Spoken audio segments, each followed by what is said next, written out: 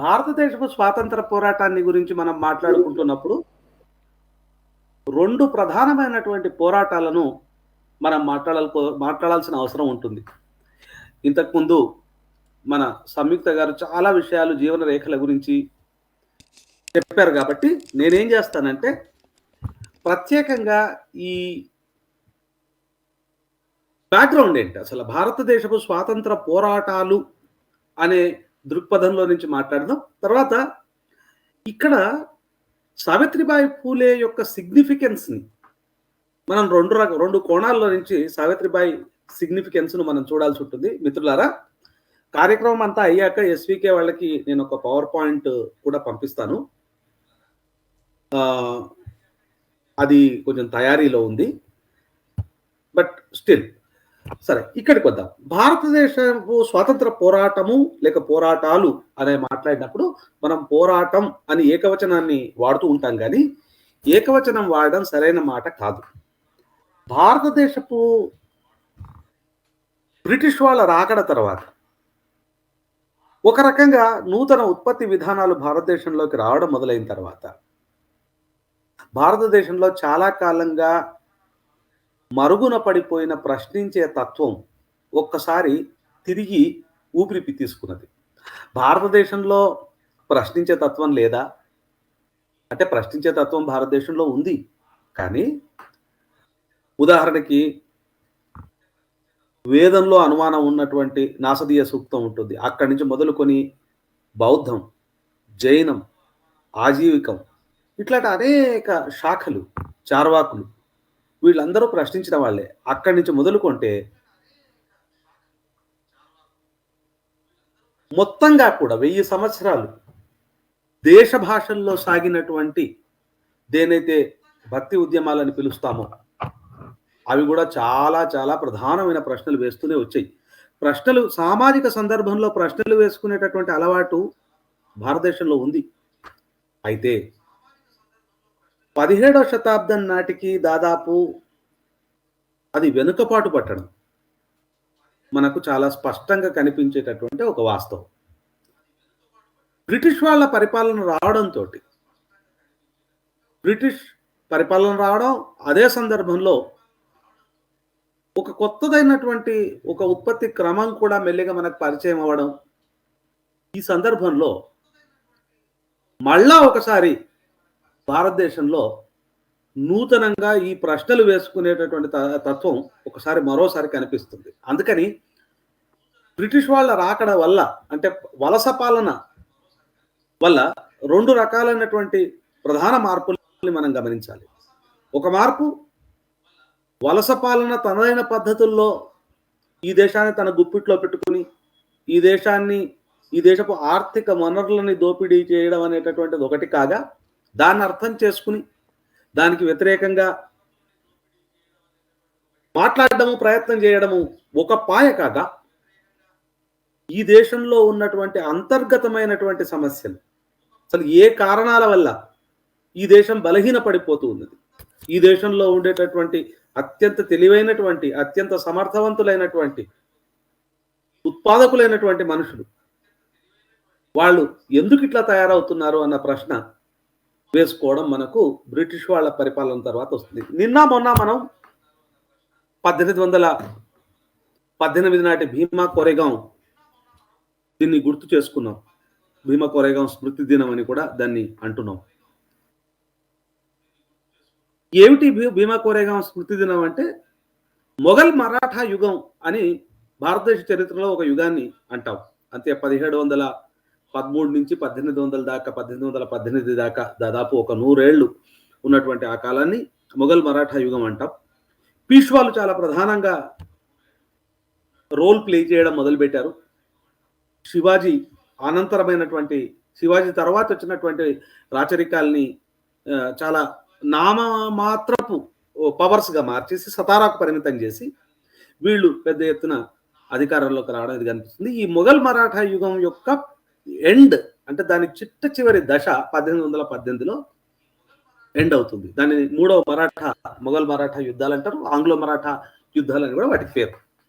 మరాఠా సర్దార్లైన గాయక్వాడ్లు, హోల్కర్లు, సింధియాలు, భోంస్లేలు వీళ్ళ మెల్లమెల్లగా వీళ్ళంతా కలిసి కొంత ప్రయత్నం చేసినప్పటికీ వీళ్ళు బ్రిటిష్ వాళ్ళ చేతిలో పరాజితులు అవ్వడం, క్రమంగా వాళ్ళ రెసిడెంట్స్ని అక్కడ పెట్టడం, ఈ రకంగా బ్రిటిష్ పాలనా పద్ధతి క్రమేణా మరాఠీ ప్రాంతంలోకి ప్రవేశిస్తున్నది. మరాఠీ ప్రాంతం అంటే గుర్తుపెట్టుకోవాలి మిత్రులారా, అది చాలా చిన్న ప్రాంతం కాదు. ఎట్లయితే బెంగాల్ అని మనం స్వతంత్ర పూర్వం బెంగాల్ అని మనం పిలిస్తే, ఇప్పుడున్న బంగ్లాదేశు, నేటి బెంగాలు, పార్ట్స్ ఆఫ్ బీహారు, ఎట్లయితే బెంగాల్ అని అంటే ఒక బృహత్ బెంగాల్, కొంత మేరకు అస్సాంలోని బ్రహ్మపుత్ర దక్షిణ భాగంలోని ప్రాంతాలంతా కూడా మనం ఎట్లయితే బెంగాల్ అన్న విస్తృతమైనటువంటి అర్థంలో వాడతామో, అట్లనే మహారాష్ట్ర అంటే దయచేసి గుర్తుపెట్టుకోండి, గుజరాత్, సూరత్ నుంచి సతారా వరకు, కింది వరకు అంటే దాదాపు బీడ్, ఉస్మానాబాద్ వరకు ఆమె అంత పెద్ద విశాలమైన ప్రాంతంలో మహారాష్ట్ర పరిపాలన, మహారాష్ట్ర ఇన్ఫ్లుయెన్స్ ఉండేది. సో క్రమేణా జరుగుతున్నది ఏంటంటే వీళ్ళ ఈ పీష్వాలు అనబడేటటువంటి బ్రాహ్మణ రాచరికం యొక్క అంతం మొదలైంది. మహారాష్ట్ర ప్రాంతంలో ఒక విచిత్రమైన లక్షణం మనకేం కనిపిస్తుందంటే, బ్రాహ్మణ రాచరికము, బ్రాహ్మణ మంత్రిత్వము మొత్తంగా కూడా పౌర సామాజిక రాజకీయ ఆర్థిక జీవితాన్ని మొత్తంగా కూడా బ్రాహ్మలు విపరీతంగా కంట్రోల్ చేస్తున్నటువంటి ఒక పరిస్థితి మనకు పీష్వా హయాంలో కనిపిస్తుంది. దీన్ని పీష్వాయి అంటారు. ఇక్కడ ఒక చిన్న డైవర్షన్ తీసుకుంటాను నేను. మనందరికీ బెంగాల్లో జరిగినటువంటి సంస్కరణల గురించి చాలా చెప్తూ ఉంటారు. అంటే 1700 చివరి నాటికి బెంగాల్లో జరిగినటువంటి సంస్కరణలు, బెంగాల్లో ఏ రకమైనటువంటి మార్పులు బెంగాల్లో వచ్చాయి, బెంగాల్ సంస్కరణల గురించి మనకు తెలుసు. రాజా రామ్మోహన్ రాయ్ గురించి తెలుసుకుంటాము. తర్వాత అవనీంద్రనాథ్ ఠాగూర్, వీళ్ళని గురించి కూడా మనం కొంత తెలుసుకుంటూ ఉంటాం. కానీ పశ్చిమ భారతదేశంలో వచ్చిన పరిణామాలు ఏంటి అన్న విషయం మనకు చాలా మందికి తెలియదు. మీకు ఒకటి చెప్తాను ఇక్కడ. మనమందరం కూడా ఈశ్వరచంద్ర విద్యాసాగర్ అన్న ఆయన పేరు విని ఉన్నాం. ఈశ్వరచంద్ర విద్యాసాగర్ ఎగ్జాక్ట్ గా జ్యోతిబా పులే గారికి సమకాలికులు. మనకు ఇంతకు ముందు మిత్రులు చెప్తున్నట్టే ఈశ్వరచంద్ర విద్యాసాగర్ గురించి తెలిసినంతగా మనకు జ్యోతిబా పులే గురించి తెలిసే అవకాశం తెలియదు. ఈ ఇన్విజిబిలైజేషన్ ఈ దేశ చరిత్రలో జరిగింది. ఒక రకంగా వామపక్ష మేధా బృందం కూడా చాలా ఆలస్యంగానే బ్రాహ్మణేతర సంస్కరణోద్యమ పితామహుల్ని లేకుంటే వాళ్ళను గుర్తించడం కాస్త ఆలస్యమే చేసింది అనేది మనం అందరం గుర్తుంచుకోవాల్సింది. బెటర్ లేట్ దెన్ నెవర్ అన్నట్టు మనం ఆలస్యంగా అయినా వాళ్ళని గుర్తించాం. అది చాలా ముఖ్యమైన విషయం. అయితే ఇక్కడ కాంటెక్స్ట్ గుర్తుపెట్టుకోండి. అటు బెంగాల్లో జరుగుతున్నటువంటి పరిణామాలు ఏమిటి అంటే, బ్రిటిష్ పరిపాలనకు అనుగుణంగా పాలక సామాజిక శ్రేణులు తమను తాము సంస్కరించుకునే ప్రయత్నం చేస్తున్నాయి. ఆ సంస్కరణలో భాగంగానే మనకు బ్రహ్మ సమాజ్ పుడుతుంది. కాయస్థ మరియు బ్రాహ్మణ కుటుంబాల్లో నుంచి. కాయస్థ అనేటటువంటిది ప్రభుత్వంతో చాలా గట్టి సంబంధం ఉన్నటువంటి రాతకోతలకు సంబంధించిన, మన దగ్గర మున్సబులు, కర్ణికాలు చేసేటటువంటి కులం లాంటి కులం కాయస్థ. ఆ తర్వాత బ్రాహ్మణ. ఈ కులాల్లో ఆధునిక పరిపాలనకు అనుగుణమైనటువంటి సంస్కరణలు చేసుకోవాలనేటటువంటి కోరికలో నుంచే మనకు బ్రహ్మ సమాజ్ పుడుతుంది. దాని ఆలోచనలు చాలా ఇన్ఫ్లుయెన్షియల్ ఆలోచనలే, కాదనలేం. ఏకేశ్వరోపాసన, తర్వాత ఒక రకంగా కొంత సమానత్వాన్ని, స్వేచ్ఛను గురించి మాట్లాడడం. ఉదాహరణకి రాజా రామ్మోహన్ రాయ్ ఫ్రెంచ్ విప్లవంలో నుంచి వచ్చినటువంటి ఆ 3 నినాదాల్ని fraternity, liberty, equality and fraternity అనే ఆ 3 నినాదాలు అత్యంత విలువైనవి అని చెప్పి రాజా రామ్మోహన్ రాయ్ భావిస్తాడు. ఆయన చాలా బలంగా ఆ ఫ్రెంచ్ థింకర్స్ తోటి సంబంధాలను ఏర్పరచుకోవాలని కూడా ప్రయత్నిస్తాడు. అదంతగా సాధ్యం కాదు. ఇక్కడ ఈ విషయం ఎందుకు చెప్తున్నాను, బెంగాల్ గురించి ఎందుకు మాట్లాడుతున్నానంటే, బెంగాల్‌లో జరిగినటువంటి ప్రధానమైనటువంటి సంస్కరణలు అంటే మనం విద్యార్థులుగా మనకు బాగా పరిచయం ఉన్నటువంటి సంస్కరణలన్నీ కూడా ప్రధానంగా అగ్ర లేకుంటే పాలక సామాజిక వర్గాలలో నుంచి వచ్చినటువంటి వాళ్ళు చేసుకున్నటువంటి రిఫార్మ్స్. ఈ రిఫార్మ్స్ పాయలే మెల్లగా 1820 వచ్చే వరకు మనకు మహారాష్ట్రకు కూడా వస్తాయి. మహారాష్ట్రలో ఆత్మారాం పాండురంగ వీళ్ళు ప్రార్థనా సమాజం అని, మెల్లిగా ఏంటంటే మహారాష్ట్రలో ఉన్నటువంటి దేశస్థ, చిత్పావన్ అనే 2 ప్రధానమైనటువంటి బ్రాహ్మణ శాఖలకు చెందినటువంటి వాళ్ళు మెల్లిమెల్లిగా తమను తాము పరివర్తన చెందించుకోవడం అనే ఒక క్రమం మొదలవుతుంది. లోకహితవాది అనేటటువంటి ఇంకొక సంస్కర్త, వీళ్ళంతా ఒక రకంగా మహాదేవ్ గోవింద రానడే వరకు కొంతమేర అన్‌టచబిలిటీకి వ్యతిరేకంగా మాట్లాడడం ఇటువంటివి చేసినప్పటికీ వీళ్ళ కార్యాచరణ ప్రధానంగా ఆధునిక యూరోపియన్ వ్యవస్థకి అగ్రకుల అడ్జస్ట్‌మెంట్ ఎట్లా, అగ్రకుల జీవితం లేకుంటే పాలక కులాల జీవితం ఈ మార్పులకు అనుగుణంగా ఎట్లా అడ్జస్ట్ అవ్వాలి అనే దాని చుట్టే తిరుగుతుంది.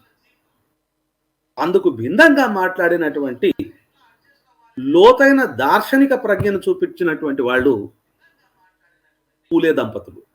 అది ఇక్కడ ప్రత్యేకత. అంటే భారతదేశంలో యూరోపియన్ వలస పాలన చేస్తున్నటువంటి చేంజెస్కి అడ్జస్ట్ అవ్వడం అనేటటువంటిది కాకుండా అసలు భారతదేశంలో ఉన్నటువంటి వర్ణ జాతి అనేటటువంటి పుట్టుక పునాదిగా ఉన్నటువంటి అసమానతల్ని ఏ రకంగా తగ్గించాలి లేకుంటే ఏ రకంగా నిర్మూలించాలి అనేటటువంటి ఒక విప్లవాత్మకమైన గొంతుతోటి మాట్లాడడం మొదలు పెడతారు. ఒక రకంగా చెప్పాలంటే రాజా రామ్మోహన్ రాయ్, ఈశ్వరచంద్ర విద్యాసాగరు, ఆత్మారాం పాండురంగ లాంటి వాళ్ళు మాట్లాడినవన్నీ కూడా ఒక రకంగా ఒక సీమితమైనటువంటి పరిధిలో సంస్కరణలు కాగా, నా మనసుకు ఏమనిపిస్తుందంటే రాడికల్ ప్రశ్నలు లేవనెత్తినటువంటి నిర్గుణ సంతులు కబీర్, చొక్కమేళ, తుకారాం లాంటి ఒక రాడికల్ ప్రశ్నలు లేవనెత్తాడు. అసలు మొత్తంగానే వర్ణజాతి వ్యవహారం ఏ రకంగా గొప్పది, అసలు దీన్ని ఎందుకు మనం ఒక గొప్ప వ్యవస్థగా భావించాలి, ఈ పుట్టుక పునాది ఔన్నత్యాన్ని నీచత్వాన్ని ఇచ్చేటటువంటి ఈ వ్యవస్థను మనం ఎందుకు గొప్ప గౌరవప్రదమైనదిగా భావించాలి, దీన్ని ఎందుకు తిరస్కరించకూడదు. ఇది మనకు నిర్గుణ సంతులు భక్తి ఉద్యమంలో ఖచ్చితంగా ఒక పాయగా మాత్రం కనిపిస్తుంది. అంటే భక్తి ఉద్యమాలు అనేవి అన్నీ కూడా ప్రోగ్రెసివ్ కాకపోవచ్చు, కానీ ఎక్కడైతే ఉత్పత్తి కులాల చేతుల్లో నుంచి, ఉత్పత్తి కులాల గొంతుల్లో నుంచి ఏ ప్రశ్నలు అయితే వచ్చాయో ఆ మూమెంట్లో, ఆ 1000 ఏళ్లలో 700 నుంచి మొదలుకొని 1600, 1700 వరకు ఆ గొంతులు మహారాష్ట్రలో చాలా బలంగా ఉన్నాయి. ఆ సంతుల గొంతుల కొనసాగింపే పూలే దంపతులు చేసినటువంటి కొనసాగింపు అని నా మటుకు నాకు అనిపిస్తుంది. అంటే వాళ్ళు they are asking radically distinct questions. ఆ రాడికలిజంకి అంటే వాళ్ళు వేస్తున్నటువంటి ఆ విప్లవాత్మకమైనటువంటి గొంతుకు ఆనాటి బ్రిటిష్ పాలకులు లేకుంటే వాళ్ళ సామాజిక విధానాలు దోహదపడిండొచ్చుగాక. కానీ గుర్తుపెట్టుకోవాల్సింది ఏంటంటే ఈ ప్రశ్నించే తత్వానికి ఒక నిస్సర్గమైనటువంటి దేశీయ భూమిక కూడా ఉంది అన్న విషయాన్ని గుర్తుపెట్టుకోవాలి. అందుకనే నేనేమంటున్నాను, చోకమేళ, బాబాసాహెబ్ అంబేద్కర్ అంటాడు తన పుస్తకాన్ని తన తన హూ ఆర్ శూద్రాస్ పుస్తకాన్ని ఇస్తున్నప్పుడు దానికి మహాత్మా జ్యోతిబా ఫులేకు, చోకమేళాకు, కబీర్కు వీళ్ళ ముగ్గురిని మహాత్ములు అంటూ వాళ్ళకి అంకితం ఇస్తాడు. సో మహారాష్ట్రలోని సంతు ప్రథ ముఖ్యంగా నిర్గుణ ఉపాసనకు చెందిన సంతు ప్రథ పెద్ద ఎత్తున రాడికల్ ప్రశ్నలే వేసింది. ఆ రాడికల్ ప్రశ్నల వెలుతురులోనే దాంతోపాటు కొత్తగా వస్తున్నటువంటి వెస్ట్రన్ సిస్టమ్స్ ఆఫ్ లెర్నింగ్ తో పాటు చూసుకొని బాపులే దంపతులు ముందరికొచ్చారు. ఇక్కడ మనం సావిత్రిబాయి ఫూలేని గురించి మాట్లాడాల్సినప్పుడు 2 విషయాలు చాలా గుర్తుపెట్టుకోవాలి. సావిత్రిబాయి గారు 2 రకాల డిప్రివేషన్స్‌ను ఎదుర్కొన్నట్టు లెక్క. అంటే 2 రకాలైనటువంటి అణిచివేతలను ఎదుర్కొన్నట్టు లెక్క. ఒకటి లింగ వివక్ష, రెండోది వర్ణ, జాతికి సంబంధించిన వివక్ష. ఆధునిక పరిభాషలో, ఆధునిక కాలపు పరిభాషలో మనం ఏమంటున్నామంటే దాన్ని ఇంటర్సెక్షనాలిటీ అని అంటున్నాం. అంటే ఒకటే రకమైన అణిచివేత కాదు, రకరకాల అణిచివేతలు ఒకే వ్యక్తి ఫేస్ చేస్తుంటే దాన్ని మనం ఇంటర్సెక్షనాలిటీ అంటున్నాం. ఉదాహరణకి ఒక మారుమూల గ్రామంలో ఉన్నటువంటి వికలాంగురాలైన దళిత ఆడపిల్ల ఉందనుకుందాం. వికలాంగురాలుగా ఉండడం, దళితురాలుగా ఉండడం, ఆడపిల్ల అయి ఉండడం, ఇంకా ఆమె ఒంటరి తల్లికి గనక బిడ్డ అయితే ఇంకొక సమస్య. సో అనేక పొరలుగా పీడనను ఎప్పుడైతే ఫేస్ చేస్తుంటామో దీన్ని ఇంటర్సెక్షనాలిటీ అని అంటున్నాం. ఈ ఇంటర్సెక్షనాలిటీ ఆపరేషన్ను ఆ రోజుల్లోనే ఎదుర్కొన్నటువంటి ఒక మహామానవి సావిత్రిబాయి ఫూలే. ఆవిడ స్థూలంగా ఆవిడ జీవన రేఖల్లోకి మనం గమనిస్తే అంటే ఇది నేను ముందు ఏం చెప్తున్నాను, ఈ బ్యాక్గ్రౌండ్ అంటే బ్రిటిష్ పాలన. ఇక్కడ 2 విషయాలు గుర్తుపెట్టుకోవాలి. బ్రాహ్మణేతర సంస్కర్తలు, బ్రాహ్మణ సంస్కర్తలు ఇద్దరు కూడా, అంటే అగ్రకుల సంస్కర్తలు, అగ్రకులం కానటువంటి సంస్కర్తలు ఇద్దరు కూడా వాళ్ళ కాలంలో ఎస్పెషలీ ఈ జాతీయవాదులు అనబడే వాళ్ళ నుంచి చాలా అవమానాలు ఎదుర్కొన్నారు. ఈ జాతీయవాదులు ఏమని మొదలు పెట్టారంటే వీళ్ళు బ్రిటిష్ వాళ్లకు అనుకూలంగా పనిచేస్తున్నారు, వీళ్ళు బ్రిటిష్ వాళ్లకు అడుగులకు మడుగులొత్తే పనిచేస్తున్నారు అని వీళ్ళ మీద ఒక అపవాదు నిలబెట్టారు. వాస్తవానికి ఇది చాలా దుర్మార్గమైన వాదం. ఒక రకంగా అంతర్గతమైన విప్లవాన్ని తీసుకురావాలి అని మాట్లాడుతున్న వాళ్ళ మీద ఒక రకంగా బట్టగాల్చి వేసే వ్యవహారమే. అందుకనే నేను మొదలే చెప్పాను, భారతదేశపు స్వాతంత్ర పోరాటాలు ఉంటాయి, పోరాటం అంటూ ఉండదు. కుల అసమానత, స్త్రీ పురుష అసమానత అనే 2 సాంస్కృతిక సామాజిక అసమానతల మీద ఒక్క పట్టుతో చేసినటువంటి పోరాటాలు కూడా భారతదేశపు విమోచన పోరాటాల్లో భాగం. అందుకనే 1800 నుంచి అంటే బ్రిటిష్ వలస పాలన వచ్చినప్పటి నుంచి భారతదేశంలో జరిగినవి 2 రకాల పోరాటాలు అని చెప్పొచ్చు. ఒక పోరాటం ఏమో క్రమేణా బ్రిటిష్ వాళ్ళు ఈ దేశపు రాజకీయ ఆర్థిక వ్యవస్థ మీద పట్టు సాధిస్తూ ఆ రాజకీయ ఆర్థిక పరమైనటువంటి దోపిడీని నిరంతరం కొనసాగిస్తున్నప్పుడు దాన్ని అర్థం చేసుకొని దానికి వ్యతిరేకంగా మాట్లాడడం ఒక ఎత్తు అయితే, దేశంలో అంతర్గతంగా ఉన్నటువంటి కుల అసమానత, స్త్రీ పురుష అసమానత అనేటటువంటి 2 ప్రధానమైనటువంటి వాటికి వ్యతిరేకంగా జరుగుతున్నటువంటి అంతర్గత పోరాటాన్ని మేము పోరాటం అనము అని ఆర్గ్యూ చేస్తే అది అతివాద కుహన జాతీయవాదం తప్ప మరొకటి కాదు. అందుకనే నేను జాగ్రత్తగా మళ్ళీ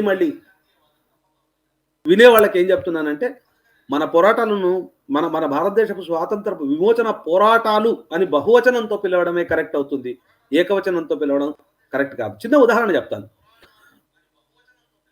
తిలక్ కాంగ్రెస్ లో చాలా పవర్ఫుల్ గా 1905-6 వరకు తిలక్ చాలా ప్రబలమైన శక్తిగా ఎదిగే వరకు కూడా ఇండియన్ నేషనల్ కాంగ్రెస్ కు ప్యారలల్ గా అదే ఎక్కడెక్కడైతే ఇండియన్ నేషనల్ కాంగ్రెస్ జరుగుతుందో అక్కడనే ఇండియన్ సోషల్ కాన్ఫరెన్స్ కూడా జరిగేది. అంటే భారతదేశంలో సామాజిక మార్పులకు అనుగుణంగా మాట్లాడేటటువంటి బృందం కూడా రాజకీయ శిబిరం జరిగే దగ్గరే వీళ్ళు కూడా సామాజిక మార్పుకు సంబంధించినటువంటి చర్చలు అవి చేసేవాళ్ళు. ఎన్ని సమస్యలు, అంటరాంతనం ఒక సమస్య, స్త్రీ విద్య ఒక సమస్య, బాల్య వివాహాలు ఒక సమస్య, అగ్రకుల వైధవ్యం, బాల వితంతువులది ఒక పెద్ద సమస్య. ఒక్క సమస్య కాదు, క్రిస్ క్రాసింగ్ గా అనేక సామాజిక సమస్యల్ని వాటి నుంచి ఎట్లా ఎదుర్కోవాలి, ఇది మనతో మన వాళ్ళు చేసుకునేటటువంటి యుద్ధం. ఇది చాలా పెద్ద యుద్ధం.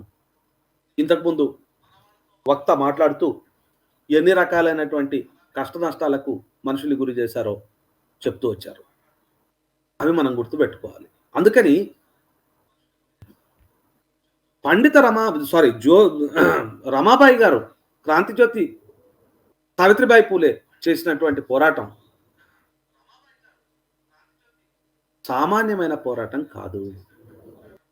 ఆవిడ లింగ వివక్షని, కుల వివక్షని రెండింటిని ఎదుర్కొన్నటువంటి ఒక మహామానవి.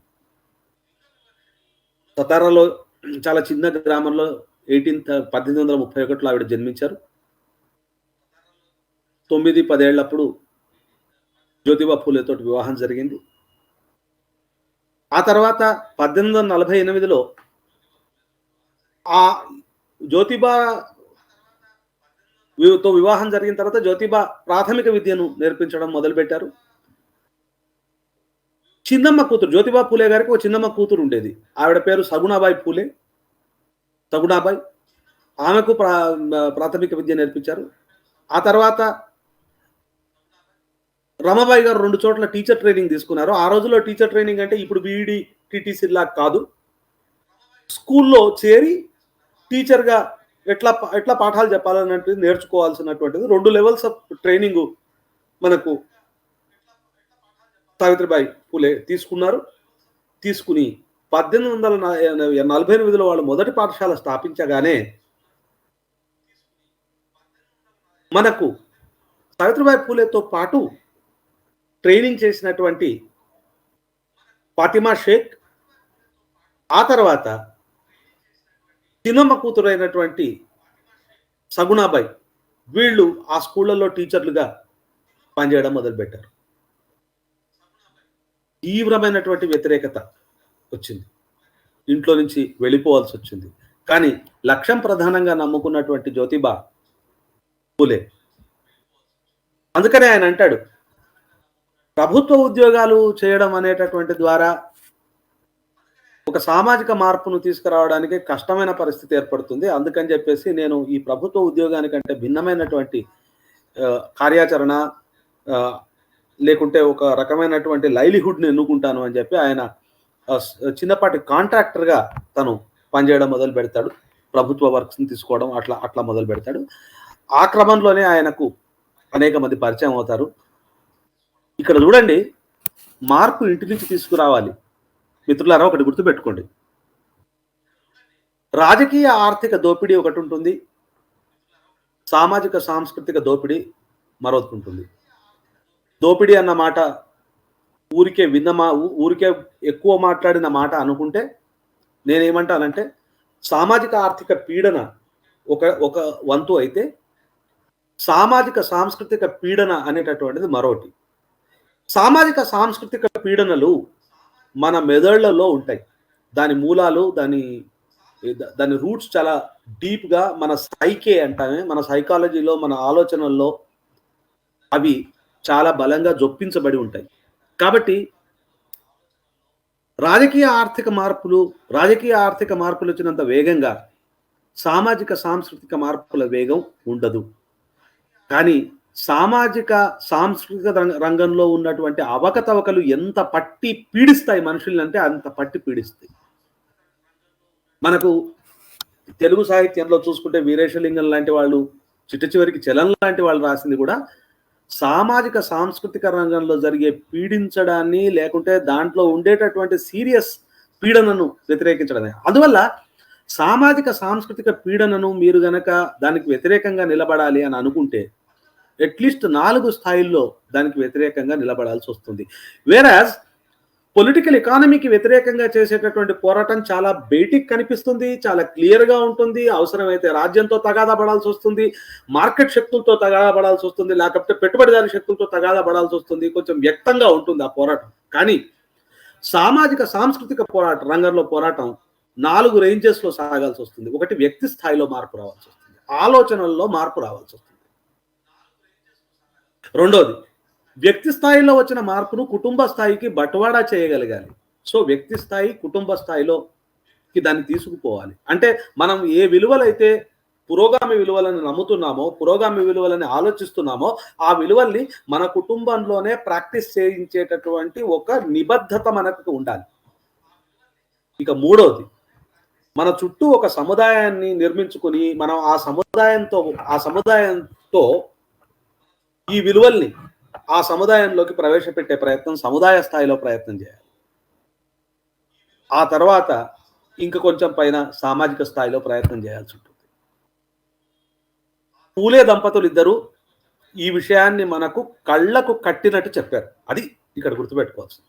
ఇప్పుడు నేను చెప్తున్న ప్రపోజిషన్స్ ఏవైతే ఉన్నాయో, వ్యక్తి స్థాయి, కుటుంబ స్థాయి, బృందపు స్థాయి, సమాజ స్థాయి అనేటటువంటి 4 స్థాయిల్లో పనిచేస్తే తప్ప సామాజిక సాంస్కృతిక మార్పు సాధ్యం కాదు. అందుకనే నేను చెప్తున్నాను మిత్రులారా, ఇది చాలా painful struggle. It's not an easy struggle. ఎందుకంటే ఆలోచనల్లో, చింతనల్లో మార్పు తెచ్చుకోవడం దానికది సులభం కాదు. ఉదాహరణకు జ్యోతిబాబు గారి జీవితాన్నే చూద్దాం. వాళ్ళ నాన్నగారి పద్ధతుల్లోనే ఆయన గనక నడిచుంటే బహుశా ఆయనకి ఇంత కష్టాలు ఉండేవి కావు. కానీ ఆయన మొట్టమొదటిసారి వేసుకున్న ప్రశ్న, వర్ణ జాతి వ్యవస్థకి పవిత్రత ఎట్లా ఆపాదించబడింది, ఇది ఎందుకు పవిత్రం అవుతుంది, ఈ అపవిత్రమైన వ్యవస్థని పవిత్రమైన వ్యవస్థగా మనం ఎందుకు భావిస్తున్నాము? ఎంత మౌలికమైన ప్రశ్న వేసుకున్నారు. ఆ మౌలికమైన ప్రశ్న వేసుకుని ఆయన దాని మీద ఎక్స్‌ప్లోర్ చేయడం మొదలుపెట్టారు. ఆయన రాసిన మొట్టమొదటి పుస్తకం గులాంగిరి. ఆయన రాసినటువంటి సేదిగాడి చరణ సేత్కర్యాంచ సూట్. ఆయన ప్రతిపాదించినటువంటి అనేక ట్రాక్ట్స్ ఆఫ్ రైటింగ్స్‌లో మనకు ప్రధానంగా ఈ ప్రశ్ననే కనిపిస్తుంది. వ్యక్తిగా వచ్చినటువంటి ఆయన ఆలోచనలను ఆయన వ్యక్తికి మాత్రమే నిలుపుకోలేదు. ఇటీవలి కాలంలో మనం చూస్తుంటాం. వ్యక్తులుగా మనలో వచ్చినటువంటి ఆలోచనలు మనం మన కుటుంబ జీవితంలోకి తీసుకుపోగలుగుతామా? బాపులే దాన్ని చాలా ఖచ్చితంగా చేసి చూపించారు. సగుణాబాయి వాళ్ళ చెల్లెలు, సావిత్రిబాయి వారి భార్య, వాళ్ళిద్దరిని విద్యావంతులు చేశారు. చూడండి, విద్య ఒక అద్భుతమైనటువంటి శక్తి. సావిత్రిబాయి పూలే విద్యను అందుకుని బాపులే కంటే ముందు, బాపులే రచనలు ఇంకా పబ్లిష్ కాకముందే ఆమె 1854 నాటికి గేయాల పుస్తకం కావ్య పూలే అనే గేయాల పుస్తకం తీసుకొచ్చింది. ఈ గేయాల పుస్తకంలో చాలా విషయాలు ఉంటాయి. దాంట్లో ఒక విషయం చిన్నది చెప్తాను. ఎస్పెషలీ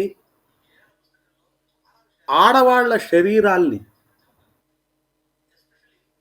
వాడుకొని వదిలేసేటటువంటి పురుషుల దుర్మార్గాల్ని ఆమె ఒక పువ్వు, ఒక సీతాకోక చిలుక అనే ఒక అద్భుతమైన గీతంలో వర్ణిస్తారు. వర్ణించి అసలు ఈ సీతాకోక చిలుక ఆ పువ్వుల పుప్పడిని, తేనెను గుంజుకుని పిప్పి సారం లేకుండా చేసి మళ్ళీ అటువైపు తిరిగి చూడకుండా ఇంకో పువ్వు దగ్గరికి వెళ్ళిపోతుంది అంటూ. అంటే ఆనాడు ఉన్నటువంటి పురుషస్వామ్యాన్ని చాలా స్పష్టంగా ప్రశ్నిస్తుంది. తర్వాత మనం మనుషులుగా ఉన్నామా, మనల్ని మనుషులుగా ట్రీట్ చేస్తున్నారా, మనం మనుషులుగా ఉన్నామా అన్న విషయాన్ని కూడా ఒక గేయంలో ఆమె ఇచ్చేస్తుంది. సో, ఒక చైతన్యమైనటువంటి మానవిగా ఆమె గేయ రచన అనేటటువంటి ఒక దాన్ని తీసుకుంటే, పాడువా అంటారు మహారాష్ట్ర భాషలో. ఈ పాడువా అనేది ఒక శైలి, ఒక గీతం, ఒక గీతాలు రాయడం అనమాట. వచన కవిత్వం కాదు, ఒక గేయ కవిత్వం లాంటిది. ఇది ఆవిడ చేశారు. అవి తర్వాతి కాలంలో అనువాదమై ఉన్నాయి. ఆ తర్వాత పూలే గారు చేస్తున్నటువంటి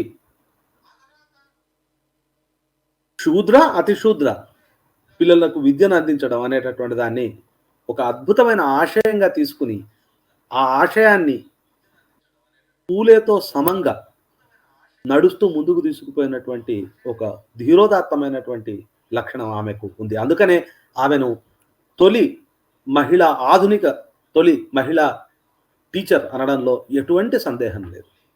కొంతమంది మొదలుపెడతారు. గార్గి లేదా, మైత్రేయి లేదా, ఇంకోరు లేదా. అయ్యా గార్గి, మైత్రేయి బనారస్‌లో మొదలుపెట్టిన వాళ్ళు ఇంకోరు వీళ్ళంతా కొంతమందేమో మిథికల్ వ్యవహారం అయితే, భారతదేశంలో ప్రశ్నించే గొంతు లేదని ఎవరు అనట్లేదు. సమస్యల్లా బ్రిటిష్ వాళ్ళొచ్చిన తర్వాత ఆధునిక యుగంలో ఎందరు మాట్లాడారో, అప్పుడు మాట్లాడిన వాళ్ళలో ఎవరు ప్రథములు. అందుకనే ఆధునిక యుగంలో తొలి మహిళా టీచర్ అని జ్యోతిబా అని మనం ఇప్పుడు సావిత్రిబాయిని చెప్తుంటే చాలామంది అట్టెట్లవుతుంది అని పాత రికార్డులు తోగే ప్రయత్నం చేస్తుంటారు. మిత్రులారా గుర్తుపెట్టుకోండి. ఇది అసహనానికి పరాకాష్ఠ. చాలా స్పష్టంగా ఆధునిక కాలంలో స్త్రీల విద్య అనేటటువంటిది దానికది ఒక పెద్ద సమస్యగా ఉన్న రోజుల్లో ఆమె విద్య నేర్చుకోవడం, విద్య నేర్పించడం, అందులో ఎవరికి? ఏ కులాలకు, ఏ వర్ణాలకైతే చదువు అనేటటువంటిది ఒక నిషిద్ధ వస్తువుగా ఉందో, వాళ్ళకు అందజేసేటందుకు పూనుకున్నటువంటి ఒక మహామానవి కాబట్టి, ఆవిడని ఎట్టి పరిస్థితుల్లో ఆధునిక భారతదేశపు తొలి ఉపాధ్యాయురాలు అనడంలో ఎటువంటి సందేహం లేదు. అయ్యలారా, జాతీయవాదులారా, మీకు నిజంగా అంత బాధే గనుక ఉంటే తొలి ఉపాధ్యాయురాలలో ఒకరు అని అనుకోండి. ఆవిడకు ఆ తొలి స్థానం లేకుండా చేయాలన్నటువంటి తపన మీకెందుకు? సరే, ఇక్కడికొద్దాం. ఇంక కొంచెం ముందుకెళ్దాం. విద్యను మొదలుపెట్టడమే కాకుండా జ్యోతిబా ఫూలే మొదలుపెట్టినటువంటి సత్యశోధక సమాజ్‌కు సంబంధించినటువంటి అనేక పనుల్ని కూడా సావిత్రిబాయి ఫూలే సైదోడుగా ఎత్తుకుంది. ఆవిడ కావ్య ఫూలే పుస్తకం రాసే నాటికి ఆవిడలో ఈ భావాలు అంటే ఎస్పెషల్లీ మత సంబంధమైనటువంటి దురాచారాలు వీటన్నిటికీ వ్యతిరేకమైనటువంటి ఆలోచనలు ఆవిడలో ఉన్నాయి. సార్వజనిక సత్యధర్మ అన్న ఒక నూతన చింతనను మనకు బాపులే ప్రవేశపెడతాడు. అప్పటికే వారు సత్యశోధక సమాజం అనేటటువంటి ఒక సమాజాన్ని స్థాపిస్తారు. గుర్తుపెట్టుకోండి, బ్రహ్మ సమాజం, ఆర్య సమాజం అనేటటువంటిది పక్కకే ఉన్న గుజరాత్లో 1828-29లో పుట్టినటువంటి దయానంద సరస్వతి ఒక ఆర్య సమాజం అనే కొత్త సమాజాన్ని తీసుకురావడం, ఆత్మారాం పాండురంగ అనేటటువంటి సంస్కర్త, అగ్రకుల సంస్కర్త ప్రార్థనా సమాజం అనే సమాజాన్ని ఏర్పరచడం, ఇవన్నీ జరుగుతున్న కాలంలో జ్యోతిబా ఫూలే తన సమాజం పేరు సత్యశోధక సమాజ్ అని పెడతాడు. సత్యాన్ని శోధించేటటువంటి ఒక సమాజం. ఏది సత్యం? సత్యాన్వేషణ సమాజం. ఈ సత్యాన్వేషణ సమాజం అనేటటువంటిది చాలా చాలా ఇన్ఫ్లుయెన్షియల్గా ఆనాడు పనిచేసింది. దానికి 2 ఉదాహరణలు చెప్తాను. తారాబాయి షిండే అని ఒక మహారాష్ట్ర బ్రాహ్మణేతర రచయిత్రి, వాళ్ళ నాన్నగారు సత్యశోధక సమాజ్‌తో కలిసి పనిచేశారు. తారాబాయి షిండే బాల్యం నుంచి తండ్రి ఒక గుమాస్తాగా పనిచేసేవాళ్ళు, క్లర్క్‌గా పనిచేసేవారు. ఆయనకు ఆ రోజుల్లో 4 భాషలు వచ్చు. ఈమె ఒకే కూతురు. తారాబాయి షిండే కూడా మరాఠీ, ఇంగ్లీషు, సంస్కృత భాషలు నేర్పించారు. 1860-70-80 ప్రాంతాల్లో సూరత్‌కు దగ్గర విజయలక్ష్మి అనేటటువంటి ఒక బ్రాహ్మణ వితంతువు ఒక బాల వితంతువు యవ్వనంలోకి వస్తుంది. ఈ యవ్వన సహజమైనటువంటి వీటి వల్ల ఏదో ఆవిడ ఎవరితో కలుస్తుంది. ఆవిడకు పిల్లగాడు పుడతాడు. ఆ పిల్లవాడిని చంపేస్తుంది ఆమె. దీన్ని విజయలక్ష్మి కేసు అంటారు. ఈ విజయలక్ష్మి కేసులో విజయలక్ష్మికి మరణశిక్ష వేయాలని సంప్రదాయవాదులు పట్టుబడతారు. తర్వాత చాలా పెద్ద ఎత్తున మహజర్లు అవన్నీ సమర్పించినాక ఆ శిక్షను జీవితకాల శిక్షగా, దాన్ని డిపోర్టేషన్ అంటే ద్వీపాంతర శిక్షగా వేయాలని అట్లా నిర్ణయిస్తారు. ఈ సందర్భంలో 1880స్లో 1880లో తారాబాయి షిండే స్త్రీ పురుషేర్ తులన అని ఒక పుస్తకం రాస్తుంది. ఏ వెలుతురులో ఈమె ఈ పుస్తకం రాసింది అంటే, ఆ వెలుతురిచ్చినటువంటి దీపాలు సావిత్రిబాయి పూలే, జ్యోతిబా పూలే అంటే అనుమానం లేదు. అట్లనే పండిత రమాబాయి సరస్వతి 1858 1922 వరకు బతికినారు. ఆవిడ ఒక బ్రాహ్మణ పండితురాలు. బ్రహ్మ సమాజానికి చెందిన ఒక పెద్ద మనిషిని పెళ్లి చేసుకుంటుంది.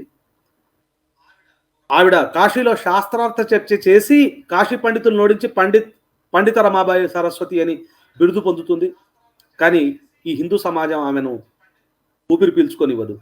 దాంతో ఆమె క్రైస్తవ మతాన్ని స్వీకరించి అక్కడి నుంచి మళ్ళా ముఖ్యంగా ఈ విడోస్కి ఏదన్నా అంటే ఈ వితంతు బాల్య వివాహాల బాధితులకు ఏదైనా చేద్దాము అని చెప్పేసి ఆమె ప్రయత్నం చేస్తే క్రిస్టియన్ చర్చ్ ఒప్పుకోకపోతే ఆమె రెబల్ ఈజ్ అ రెబల్, తిరుగుబడదారు ఊరుకోరు. మనకు వివేకానంద కంటే కాస్త ముందు ఆమె అమెరికాకు వెళ్ళి అమెరికా మొత్తం కోస్ట్ తిరిగి ఈ సమస్య యొక్క తీవ్రతను తెలియజెప్పి ప్రజలకి ఆవిడ నిధుల్ని పోగేసుకుని వచ్చి పూనా దగ్గర విడోస్ హోమ్ను నిర్మిస్తుంది. ఈ విడోస్ హోమ్ గురించే మన కన్యాశుల్కంలో గురజాడ అప్పారావు గారు కూడా ప్రస్తావిస్తారు. పండిత రమాబాయి సరస్వతి విడోస్ హోమ్ పెడతాను అంటే పూనాలో ఉన్నటువంటి సాంప్రదాయవాదులకు మరింత కోపం. నేను ఇంతకుముందే చెప్పాను, బ్రిటిష్ పరిపాలన వచ్చింది, క్రమేణా బ్రిటిష్ పద్ధతులు వస్తున్నాయి, కామన్ స్కూలింగ్ సిస్టమ్ వస్తుంది. కానీ సామాజిక సాంస్కృతిక రంగంలో బ్రాహ్మణ పట్టు చాదస్తుల గ్రిప్ అనేది ఏమాత్రం తగ్గని పరిస్థితులు కనిపిస్తున్నాయి. అందుకే వాళ్ళు పండిత రమాబాయి విడోస్ హోమ్ పెడితే దానికి కూడా వ్యతిరేకిస్తే జ్యోతిబా పూలే, సావిత్రిబాయి పూలే వెన్నుదన్నుగా నిలిచి ఆ విడోస్ హోమ్ను పెట్టించేందుకు దానికి కావాల్సినటువంటి సపోర్ట్ ఇస్తారు. ఇట్లా వీళ్ళు ఎంత వెలుతురును, ఎస్పెషలీ సావిత్రిబాయి అమ్మ చేసినటువంటి అపూర్వమైన కృషి ఎంత వెలుతురు ప్రసరింపజేసిందంటే అనేక మంది బ్రాహ్మణేతర స్త్రీలు గొంతు విప్పి తమదైన కార్యక్షేత్రాల్లోకి రావడానికి హెల్ప్ అయింది. ఫాతిమా షేక్ ఇటు శూద్రాతి శూద్రులతో పనిచేయడమే కాకుండా ముస్లిం జీవితాల్లో కూడా సానుకూల మార్పు తీసుకురావడానికి చాలా పనిచేశారు. కాబట్టి ఈ ప్రయత్నం నుంచి మనం నేర్చుకోవాల్సింది ఏంటి? అసలు మొత్తంగా నాకు అనిపిస్తుంది ఈ జనవరి 3 తారీఖున మనం ఆమెను స్మరించుకునేప్పుడు, సావిత్రిబాయి పూలే గారిని స్మరించుకునేటప్పుడు వర్ణజాతి వ్యవస్థ అనేవి ప్రధానంగా దేశంలో అంచెలంచెల దోపిడీకి గురి చేస్తున్నాయన్న విషయాన్ని చాలా స్పష్టంగా చెప్పి, ఆ అంచెలంచెల దోపిడీని విద్య అనేటటువంటి ఒక వివేచన కలిగిన ఆయుధం ద్వారా దాని మీద దాడి చేయడానికి వీలుంది అని గుర్తుపట్టినటువంటి తొలి సామాజిక డాక్టర్ ఆవిడ. చాలా చక్కని పుస్తకం సంగిశెట్టి శ్రీనివాస్ గారు రాశారు, మార్కెట్లో అవైలబుల్ ఉంది. ఆ పుస్తకం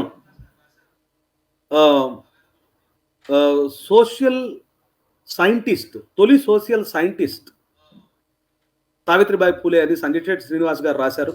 ఇంగ్లీష్లో కూడా కొన్ని పుస్తకాలు ఉన్నాయి, కానీ సంగిశెట్టి శ్రీనివాస్ గారు చేసిన పని చాలా చక్కని పని, చాలా మంచి రెఫరెన్స్ పుస్తకాలతో ఉంటుంది. ఈ పుస్తకం మనకు అవైలబుల్గా ఉంటుంది.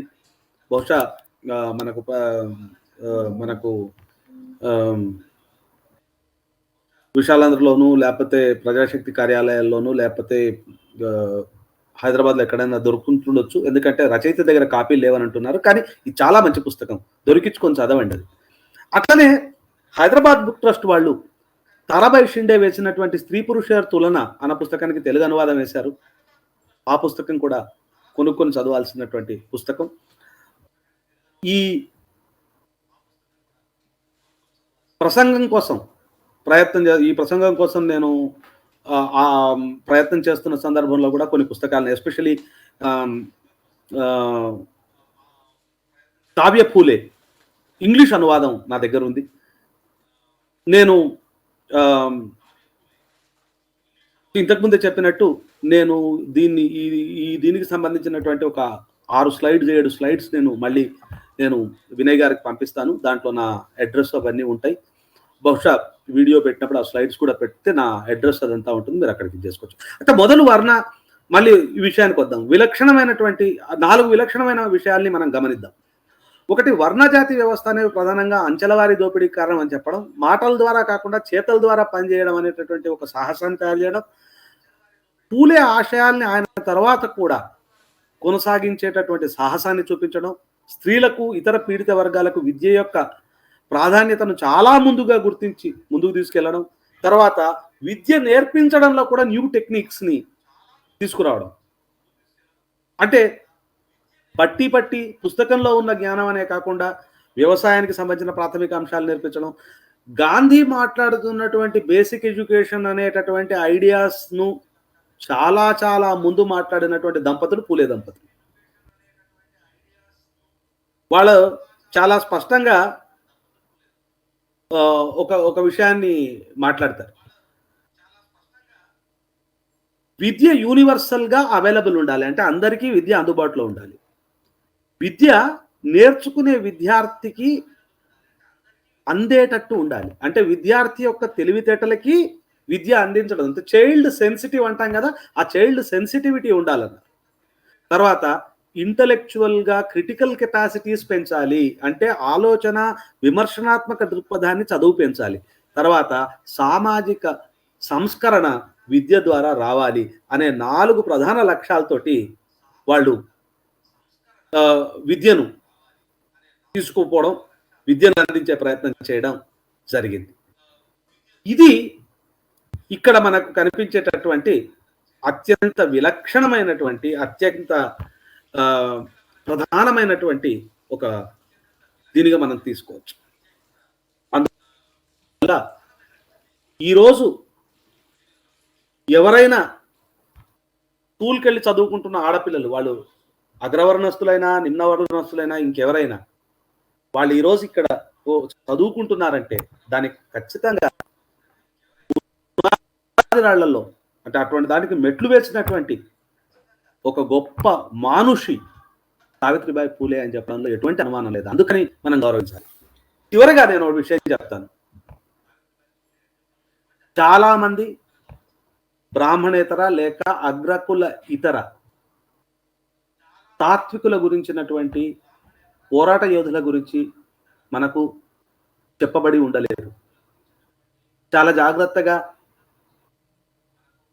చరిత్ర పొరల్లోకి వెళ్ళి మనమే ఆ విషయాన్ని తెలుసుకోవాలి.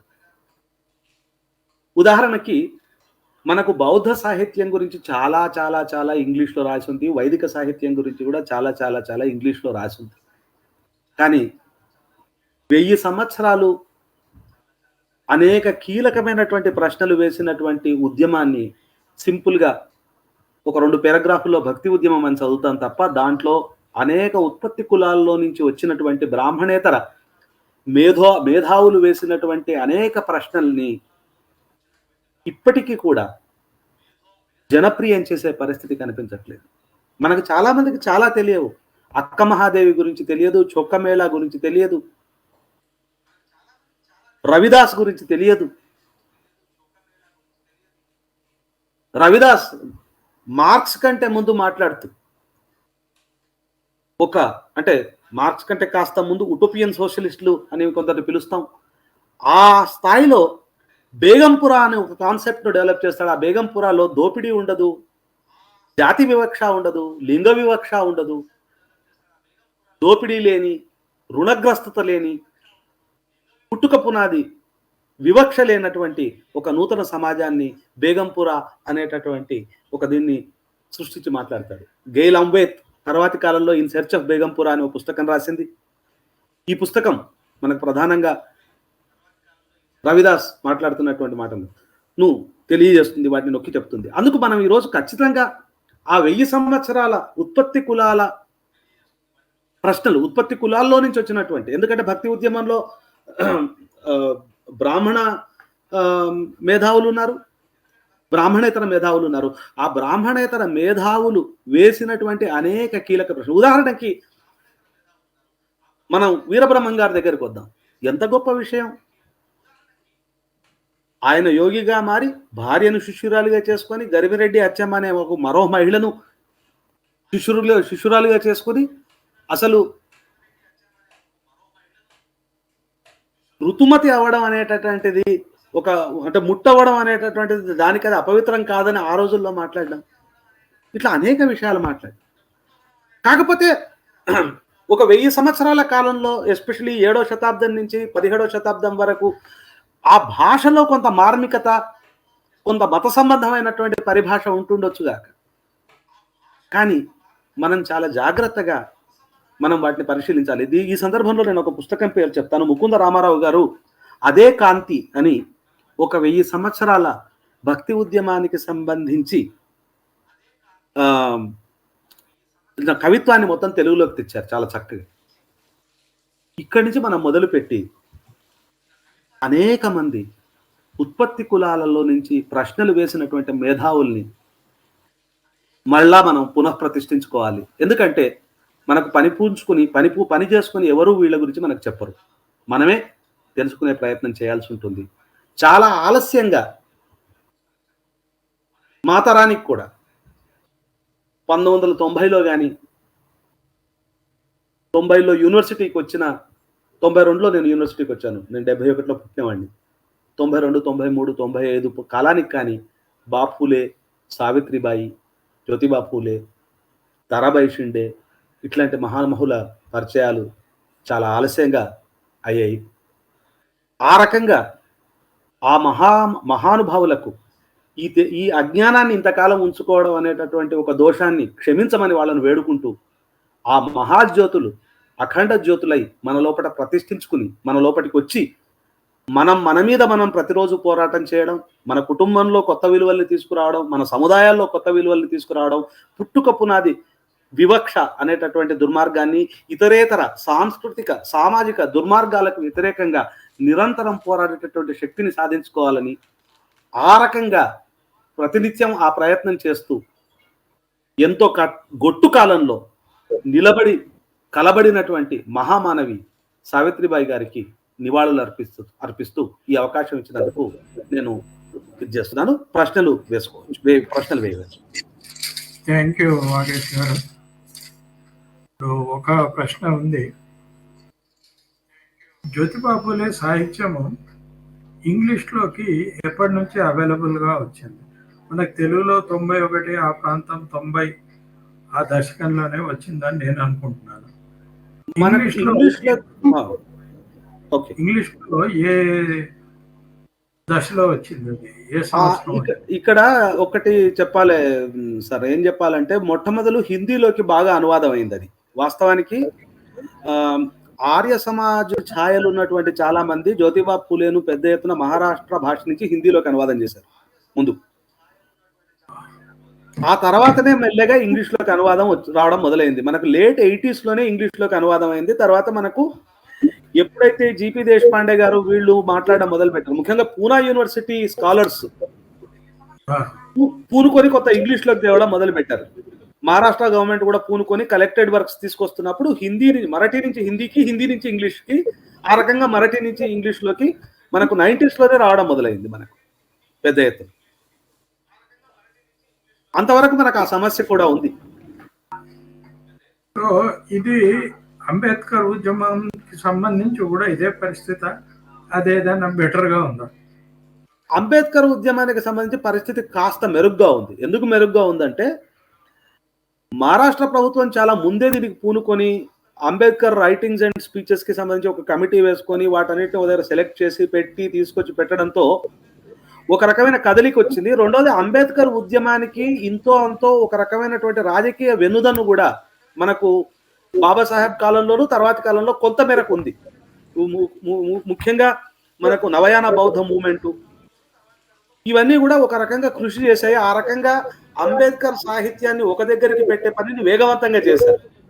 కానీ పూలే లాంటి మహానుభావుడి పనిని ఒక దగ్గరికి తేవడం వాస్తవానికి అంబేద్కర్ వర్క్స్ రావడం మొదలైన తర్వాత పూలే వర్క్స్ ను తీసుకురావాల్సిన పరిస్థితి వచ్చింది. అది నిజంగా చెప్పాలంటే చాలా బాధాకరమైన విషయం.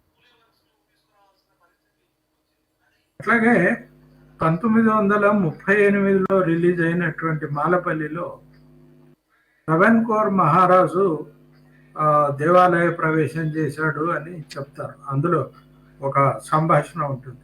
అవును. అంతకుముందే ఈయన మన పేరేం పేరు రాజు గారు, ఏ రాజు సారీ పూనా పక్కనే ఉంటుంది, సతారా కాదు, పక్కన సాంగ్లీ. ఆయన కూడా దేవాలయ ప్రవేశాలు చేయించాడు, రిజర్వేషన్లు ప్రవేశపెట్టాడు, ఇదంతా చేశాడు. ఆయన జ్యోతిబా ఫులేకి సహకరించాడు, అంబేద్కర్కి సహకరించాడు ఆయన ఆ మధ్య పీరియడ్ లో వాడు.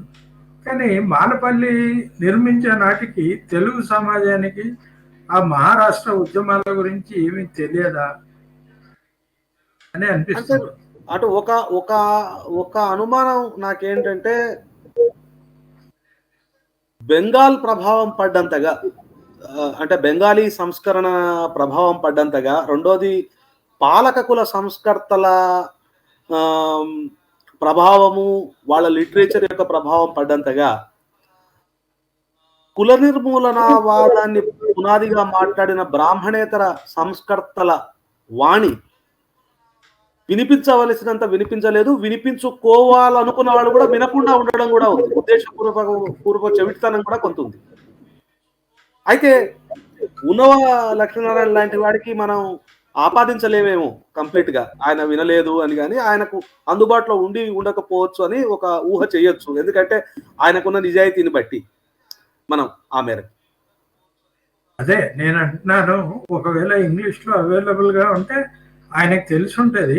నేను అనేది మాల పిల్ల నవల గురించి కాదు, మాలపల్లి నవల గురించి కాదు, మాలపిల్ల సినిమా గురించి నేను అంటున్నాను. ఆ సినిమాలో కూడా ఈ ప్రస్తావన ఏముండదు, నవలలో కూడా ఉండదు అనుకోండి. ఆ సినిమాకి కూడా ఆయన తోడ్పడ్డాడు, చాలా బేసిక్ కథను అందించాడు. కానీ అసలు విచిత్రం ఏంటంటే మన నాటక రంగం అంతా కూడా మరాఠీ నాటక రంగం నుంచి ప్రభావితమైంది బాగా. అసలు నాటక రంగ ప్రముఖులందరూ బాగా సంస్కర్తలే. బళ్ళారి రాఘవ లాంటి వాళ్ళు కూడా సంస్కర్త హృదయం ఉన్న మనుషులే. మీకు వచ్చిన అనుమానమే నాకు కూడా వస్తుంది. అదేంటంటే ఇంత సంస్కృత హృదయం ఉన్న వాళ్ళు ఎందుకు మరాఠీ లోకంలో జరుగుతున్నటువంటి చర్చను తెలుగు లోకంలోకి తీసుకురాలేకపోయారు? ఎందుకంటే నాటకం కోసం వాళ్ళు నాటక కథలకు, నాటక కథనానికి, నాటకపు నూతన మార్పులకి పెద్ద ఎత్తున మరాఠీ నాటకం మీద ఆధారపడ్డారు. మరాఠీ నాటక రంగం కూడా చాలా పెద్ద ఎత్తున సంస్కరణ హృదయం కలిగిన మనుషులతో నిండి ఉంది. ఎస్పెషలీ మగ పాత్రలు మగవాళ్ళు వేయాలి, ఆడపాత్రలు ఆడవాళ్ళు వేయాలనేటటువంటి ఒక చర్చ, చాలా పెద్ద చర్చ. మరి ఎందుకో మరాఠీ నాటకాన్ని, ఎస్పెషలీ మరాఠీ పద్య సంగీతాన్ని, వీటన్నిటిని తీసుకున్నటువంటి సంస్కర్తలు ఎందుకో ఆ దేశంలో జరుగుతున్నటువంటి లోతైన చర్చల్ని మన దగ్గరికి తీసుకురాలేకపోయినారేమో అని నాకు ఒక అనుమానం. జానపద సాహిత్యంలో కూడా ఈ ప్రాబ్లం ఉంటుంది. బుడగజంగాలు ముగ్గురు మరాఠీలు కథ చెప్తారు, చాలా రసవత్తరంగా, బీభత్సంగా కూడా చెప్తారు. వాళ్ళు అసలు భయం కలిగించేటట్టుగా చెప్తారు. అంటే ఆ ప్రభావం, మరాఠీ నాటక రంగం యొక్క ప్రభావం మనకు ఈ జానపద సాహిత్యంలో కూడా కనపడుతుంటుంది, జానపద కళల్లో కూడా కనపడుతుంది. మరి ఇక్కడికి వచ్చేటప్పటికి ఏమైంది, వాళ్ళు కూడా వీటన్నింటి గురించి ఏముండదు. అవునవును, క్లాస్ రూమ్ అవును, అది ఆ మేరకు నిజమే. ఎందుకంటే ఇంకొకటి మనం గమనించాల్సింది ఏంటంటే మనకు భాషా ప్రయుక్త రాష్ట్రాలు అనేటటువంటిది ఒకటి వచ్చిన తర్వాత మరీ దారుణంగా ఏమైపోయిందంటే పక్క రాష్ట్రాల్లో ఉన్నటువంటి భాషలు, ఆ భాషల్లో జరిగినటువంటి అనేక మార్పుల గురించి ఏం తెలుసుకోలేని తనం కూడా ఒకటి ఏర్పడింది. అంతకుముందు కనీసం మీరన్నట్టు కనీసం మహారాష్ట్రలో ఏం జరుగుతుంది, అక్కడ ఉన్న కళారూపాలు ఏంటి అని మాట్లాడుకునేటటువంటి కల్చర్ అన్నా ఉంది. కానీ ముఖ్యంగా మనకు మాస్ ఎడ్యుకేషన్ చూడండి, మనకు మాస్ ఎడ్యుకేషన్ రావడమే పోస్ట్ ఇండిపెండెంట్ పీరియడ్. అంతకుముందు మాస్ ఎడ్యుకేషన్ అనేది కొన్ని ప్రాంతాలకే పరిమితం. ఉదాహరణకు మీకు ఈ విషయం బాగా అర్థమవుతుంది. మనకు వనపర్తి దాటితే, గద్వాల వనపర్తి దాటితే, నారాయణపేట గద్వాల వనపర్తి దాటితే మనకు మంచి స్కూల్సే లేవు. మీ తండ్రి గారి తరం వరకు, మీ బాల్యం వరకు కూడా ఆ మాటకు వస్తే. కానీ ఇండిపెండెంట్ ఇండియా తర్వాతనే మనకు పెద్ద ఎత్తున మాస్ ఎడ్యుకేషన్ రావడం మొదలైంది. కానీ అప్పటికి ఈ మాస్ ఎడ్యుకేషన్ అందేటటువంటి సందర్భంలో ఈ భాషా ప్రయుక్తత అనేటటువంటిది రావడంతో పక్క భాషల్లో జరిగినటువంటి అనేక మార్పులు తెలియకుండానే పోయాయి. నిజంగా చెప్పాలంటే మహారాష్ట్ర సమాజానికి బాపులే బాగా పరిచయం అవ్వడం, ఒక రకంగా మరాఠీ భాష ప్రయుక్తత వచ్చాక వాళ్ళకి పరిచయం బాగానే అయ్యారు. కానీ మనకు పరిచయం కావడం ఎందుకు ఆలస్యం అయిందంటే, నా దృష్టిలో పక్క రాష్ట్రాల్లో ఉన్నటువంటి అద్భుతమైనటువంటి మనుషుల గురించి పరిచయం చేయడం అనేటటువంటిది ఈ భాషా ప్రయుక్తత వల్ల కూడా కొంతమేరకి దెబ్బపడిందేమో అని నా అనుమానం. లేకపోతే మనకు పెరియార్ గురించి ఎక్కువగా తెలియదు మన వాళ్ళకి, బాపులే ప్రయత్నాలు తెలియవు, నారాయణ గురువు తెలియదు, నామశూద్ర మూమెంట్ తెలియదు, తర్వాత మన నిరంకారి మూమెంట్ గురించి తెలియదు ఎక్కువ. కానీ మీరు అన్నట్టు బెంగాలీ సాహిత్యము ఠాగూర్ దగ్గర నుంచి శరత్ చంద్ర వరకు ఇవన్నీ ట్రాన్స్లేట్ అయినాయి. అట్లే ప్రేమ్చంద్ ట్రాన్స్లేట్ అయినాయి, కిషన్ చంద్ర ట్రాన్స్లేట్ అయినాయి. కానీ ఈ పక్క రాష్ట్రాలకు సంబంధించిన ట్రాన్స్లేషన్స్ చాలా తక్కువగా ఉన్నాయి, అసలు లేవు దాదాపు. అసలు యాక్చువల్గా అతిపెద్ద సమస్య ఏంటంటే ఈ నిర్గుణ పంథ అని ఒక పంథ ఉంది. ఈ నిర్గుణ పంథ అతి పెద్ద ఎత్తున మౌలిక ప్రశ్నలు వేసింది. ఈ నిర్గుణ భక్తి పంథ అంటాం. ఈ నిర్గుణ భక్తి పంథాకు చెందిన వాళ్లే మనకు నామదేవ్, ఒక రకంగా తుకారాం, వీళ్ళందరూ నిర్గుణ పంథాకు చెందిన వాళ్లే. ఈ నిర్గుణ పంథాకు చెందిన వాళ్లను మన దగ్గర అచల యోగులను కూడా పిలుస్తాం మన దగ్గర కొంతమేరకు. ఈ నిర్గుణ పంథాకు చెందినటువంటి వాళ్ళు వేసిన రాడికల్ ప్రశ్నల్ని అర్థం చేసుకున్న వాళ్ళు కూడా అవి రాడికల్ ప్రశ్నలని మనకు పరిచయం చేయలేదు. బహుశా నేను అనుకుంటాను ఆ రాడికల్ ప్రశ్నల్ని యాంప్లిఫై చేయడం అంత మంచిది కాదేమో అని ఒక మేధావి వర్గం భావించిందేమో అని కూడా నేను అనుమానపడతాను. అంటే it's not casting aspersions, but what I would like to say is, అదే అందుకే ఏమంటున్నానంటే స్థానిక భాషల్లో ఈ ప్రశ్నలు ఉన్నాయి. మరాఠీలో, తమిళంలో నామశూద్ర ప్రశ్నలన్నీ బెంగాలీలో ఉంటాయి. నిరంకారి మూమెంట్ అన్నీ పంజాబీలో ఉంటాయి. సో మరాఠీ, పంజాబీ, బెంగాలీ, తమిళం, ఈవెన్ కన్నడంలో ఉన్నటువంటి అనేక నిర్గుణ సంతులకు సంబంధించినటువంటి లేక ఒక రకమైనటువంటి రాడికల్ భక్తి ఉద్యమ ప్రశ్నల్ని భారతీయ భాషల్లోకి అనువాదించి, లేకుంటే ఏదైనా ఒక లింక్ లాంగ్వేజ్ అంటే ఇంగ్లీష్లోకో ఇంకో దాంట్లోకో అనువాదం చేసి తద్వారా అందరికీ అందించేటటువంటి ప్రయత్నం జరగలేదేమో అని నా అనుమానం. కన్నడ సాహిత్యం అయితే మరీ అన్యాయము, మనకేమి దాదాపు ఏం తెలియదు. తెలుగు వాళ్ళకి కన్నడ సాహిత్యం గురించి కానీ, కన్నడంలో వచ్చినటువంటి సామాజిక ఉద్యమాల గురించి కానీ అసలు పుస్తకాలే కనపడవు. సరే, అది కూడా ఒక చర్చనే. ఏమైనా చాలా అంశాలను మీరు ఈరోజు చెప్పారు. కేవలం సావిత్రిబాయి జీవితం చెప్పడంతో పాటు ఈ మొత్తం బ్యాక్గ్రౌండ్ని, నేపథ్యాన్ని అంతా కూడా చెప్పారు. చాలా ఆసక్తికరంగా మీ ఉపన్యాసం ఉంటుంది.